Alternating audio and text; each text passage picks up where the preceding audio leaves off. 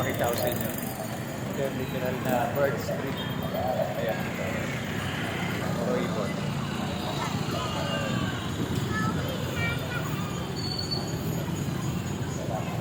Ayan, di ba? Namumutik-tik sa ibon, oh. Ayan, puro ibon yan. Oh, di ba? Kala mo mga dahon, no? Ayan. Dito lang yan sa Naga Sentro. Ayan pa, oh.